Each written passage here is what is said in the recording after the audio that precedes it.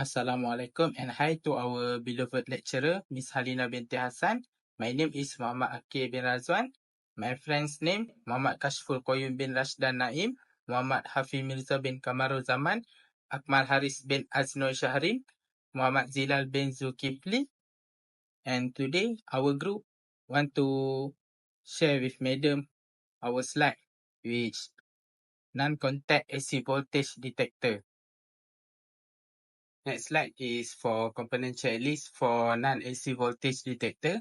The component using is transistor BC547, quantity using only 3. Second, for LED, only using 1 quantity only. For the resistor, 1 milliohm, only using 1. 100 kilo ohm, only using 1. 100 ohm, only using 1 quantity. Next, for the buzzer, 5 volt, using only 1. Switch only 1. And connecting wires, battery 9 volt, only using 1. Okay, next slide for transistor BC547 pin configuration. Transistor function for amplifying and switch electrical signal.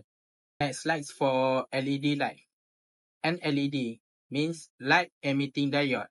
It's a semiconductor device that emits light when an electric current passes through. It's highly efficient and long-lasting alternative. For the next slide is resistor. Resistor is a passive electrical component that limit or control the flow of electric current. Resistor also can prevent too much current from damage the other component like LED. The buzzer is an electronic device that produces a sound or tone when electrical voltage is applied. It used in many devices for alerts, alarm, notification, or feedback. Assalamualaikum warahmatullahi wabarakatuh. My name is Muhammad Hafiz Mirza bin Kamarul Zaman. I will continue our presentation. Fifth component is switch. It's an control an electrical circuit in which the operator manually press a button to actuate an internal switching mechanism. It have two types, normally open and normally closed. In which is in this circuit will be used normally open switch. Next component is connecting wire. It's establishing electrical conductivity between the device of an electrical circuit. It's a component to connect to another component such as switch, buzzer, resistor and transistor in our circuit. And last, supply for the circuit. 9 volt battery. This is schematic diagram for non-contact AC voltage detector. The first component is wire. It's the point for non-contact AC voltage detector to detect the AC voltage in the circuit or testing location. We have 3 resistor, 100 ohm, 100 k ohm, and 1 million ohm. 3 transistor, BC547, 1 5 volt buzzer, 1 LED, 1 normally open switch, and 9 volt battery. Bismillahirrahmanirrahim. My name is Muhammad Kashful Koyum bin Rashdan Naim. I will explain to you about the current flow through the diagram. Okay. First of all, before we explain the steps on how the diagram works, I will explain to you the current flow. The current flow, we are starting from the battery to the switch, and then either after the switch, they will go to the two ways, which is on the resistor, and then we see the buzzer. Okay, on the second stop, they will go only for the resistor number 3. And then after that, they will go to the wire. Alright, okay. For the steps, this is EMF circuit, electric magnetic field. The step is, first of all, you need to click the push button. The push button will turn on the device, and then the indicator will detect the EMF itself. Okay. Uh, for the continuity on the steps, will be explained from my group mate. They will explain details on how the step works. Okay, thank you. And I will continue what my friends already present from earlier. Okay, when the indicator detect the EMF, electromagnetic field, okay, the EMF will be sent to the transistor Q3. And then after that, signal from transistor Q3 will be sent to the transistor Q2 with a larger signal. Transistor Qi will act as a switch, and when it touches the base, it becomes closed switch, so that it can send the input signal to the buzzer and LED light.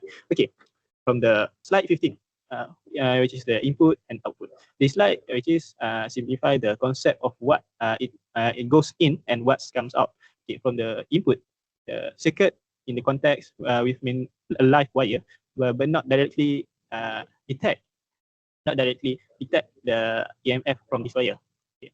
From the output, buzzer will emit sound if the live wire is detected, and LED will glow visually indicate the presence of the voltage. This will make the tool safe and useful, and for checking live wire without touching them directly. Okay. After that, from the slide 7, the buzzer will make sound, and after receive a signal, LED light will glow if the contains active, means like wire on the 9, 10, and 11 resistor in R1, R2, and R3 will reduce the current flow to make sure the transistor, buzzer, and LED work efficiently. Okay. Okay. From the slide 16, this slide lists resistor value and mention current path. The resistor value, which is R1, is 100 ohm, R2 is 100 kilo ohm, and R3 is 1 milliohms. Okay. Voltage supply, which is 9 volt battery current path. It's I1, I2, and I3 likely represent different branch of section of current flow through value which is not shown in the diagram. Okay, which is use the Ohm's law. I equal to V divided by R. Okay, the purpose is the resistor limit the amount of the current flow to each part of the circuit. Okay, ensure the transistor and output device, which is LED and a buzzer, operate safely and correctly. Okay. And the last one, is the input in contact with main live wire, and the output buzzer will construct sound and LED will glow because of the receiving of the current from the input. Okay, thank you for the presentation, and I will pass my presentation to my friends.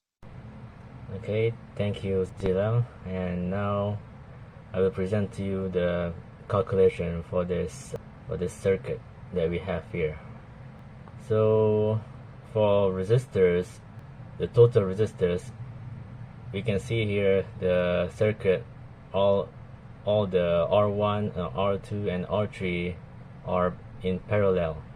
So to calculate it, we have to do R1, which is 100 ohm, parallel with R2, which is 100 k ohm, and parallel with R3, which is 1 million ohm, and we get the answer 99.89 ohm. Now to get the total current, we have to use a formula, which is the voltage divided by the total resistors that we just calculated earlier.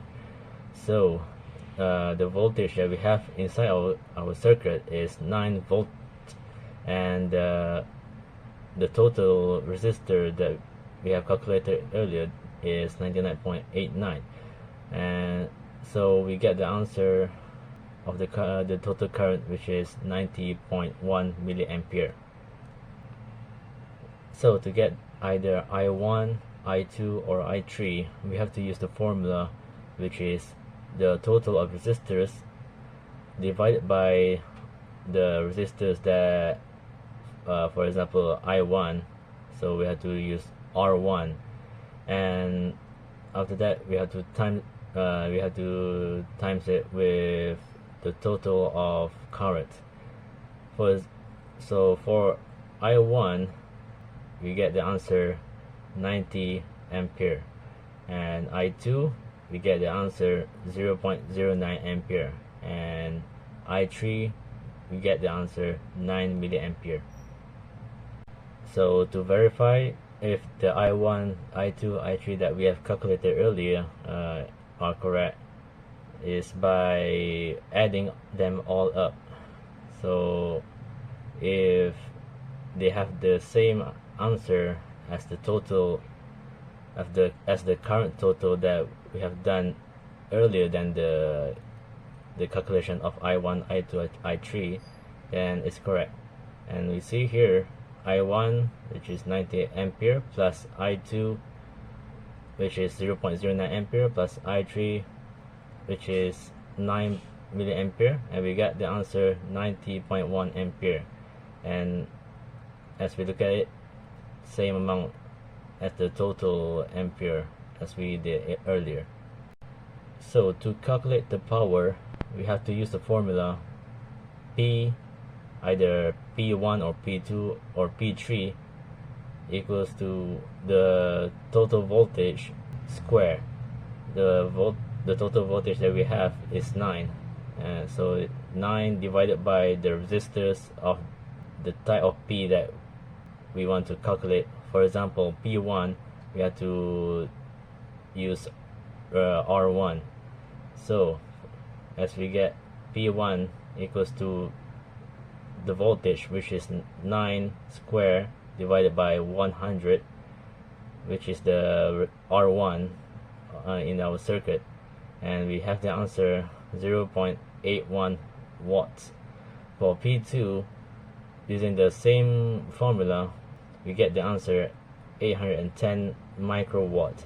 And finally, the P3, using the same formula, we have the answer 81 microwatt. Thank you.